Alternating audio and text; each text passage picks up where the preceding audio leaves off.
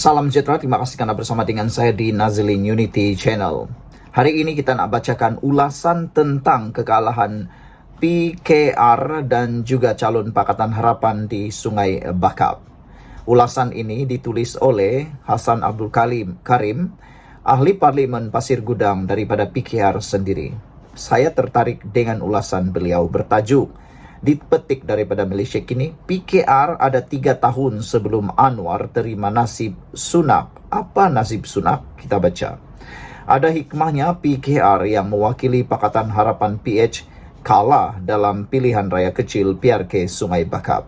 Ada kira-kira 3 tahun lagi sebelum PRU16 untuk PKR khususnya memperbaiki strategi dan naratifnya. Saya datang membantu kempen pada hari Khamis dan Jumaat minggu pertama kempen. Berceramah di sebuah ceramah umum di sebuah kampung di Sungai Buaya. Sambutannya dingin.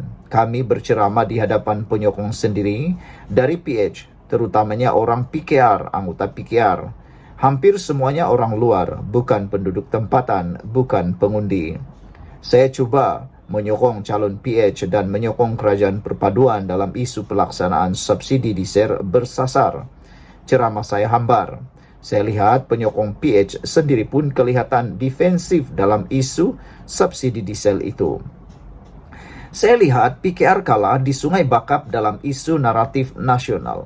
Hari mengundi 6 Julai, 2 hari sebelum itu pada 4 Julai, dibentangkan di Parlimen laporan Ketua Audit Negara tentang penyelewengan dan ketirisan 11 projek-projek syarikat kerajaan. Antaranya, penyelewengan dan ketirisan berbilion ringgit itu berlaku pada masa kerajaan sekarang. Mudah sahaja rakyat di Sungai Bakap menyimpulkan bahawa tak ada beza kerajaan sekarang dengan kerajaan-kerajaan yang terdahulu. Dosa PKR. Calon PKR di Sungai Bakap ini seorang calon yang bersih, berintegriti dengan kelulusan yang tinggi dan layak menjadi wakil rakyat yang baik. Saya sempat bertemu Johari Arifin pada Jumaat 28 Jun di bilik gerakan daerah mengundi Sungai Kecil. Malang sungguh kepada calon PKR pertama kali itu terpaksa memikul dosa PKR yang dikatakan telah memungkiri janji reformasi mereka. Sehingga NGO bersih memberi grade F kepada kerajaan perpaduan yang diterajui oleh PKR. Bukan salah Anwar Ibrahim, bukan salah Ahmad Zahid Hamidi, bukan salah UMNO dan juga bukan salah PKR serta PH apabila mereka terpaksa bergabung dalam kerajaan perpaduan yang juga ada nama keduanya, yaitu Kerajaan Madani. Anwar, Zahid, PKR, PH, UMNO dan BN semuanya jadi mangsa keadaan. Tiada jalan lain, suka tak suka, sebuah kerajaan mesti ditubuhkan untuk mentadbir negara.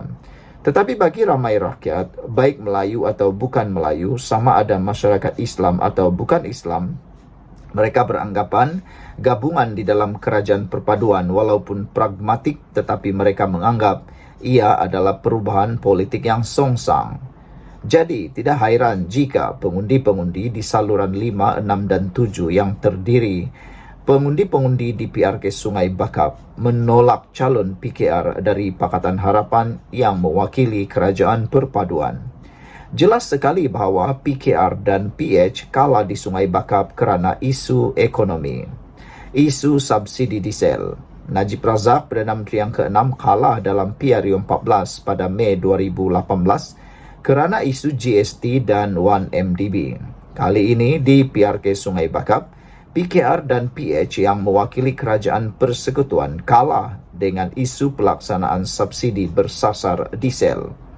Secara objektif, saya secara peribadi bersetuju dengan kerajaan pusat dan Perdana Menteri Anwar Ibrahim bahawa usaha mengukuhkan ekonomi adalah langkah tepat.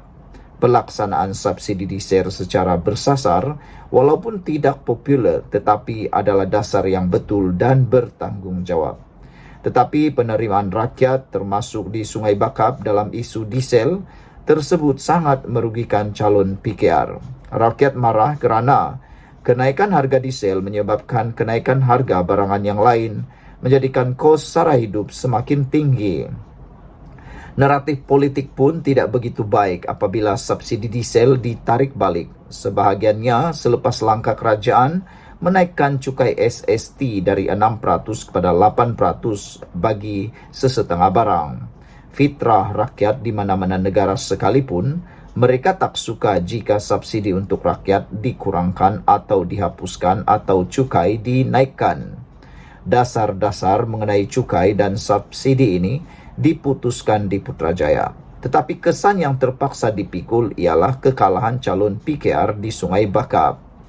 Naratif dan optik. Dari segi politik orang Melayu dan Islam, nampaknya PKR dan PH juga kalah dari segi naratif dan optik. Langkah berani dan lantang Perdana Menteri Anwar Ibrahim di persada dunia antarabangsa membela rakyat Palestin di Gaza buat satu jarak waktu telah memperkukuhkan kedudukan Anwar Ibrahim di mata rakyat Malaysia Islam di Malaysia yang mempunyai hubungan emosi, sentimen dan solidariti dengan umat Islam di Palestin.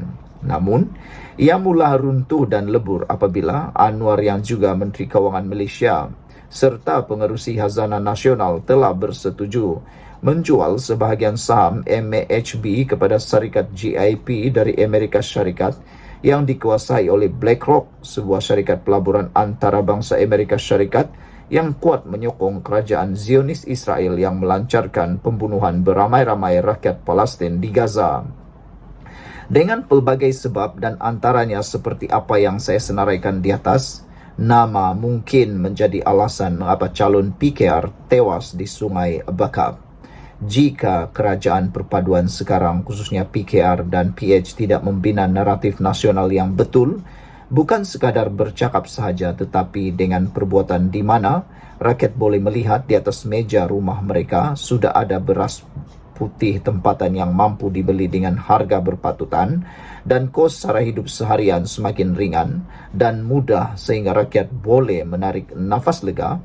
Apabila inflasi menurun, gaji pekerja bertambah naik, maka ketika itu mungkin sebahagian besar rakyat khususnya golongan B40 dan M40 akan mengambil sikap lebih mesra dan memihak kepada PKR, Pakatan Harapan, Kerajaan Perpaduan dan Kerajaan Madani.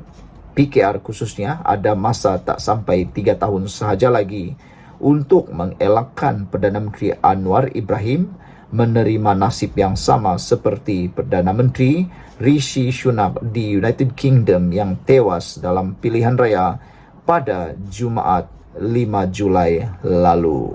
Ditulis oleh Hasan Abdul Karim, merupakan ahli Parlimen Pasir Gudang. Sekian untuk kali ini. Jangan lupa share video ini, tinggalkan komen anda.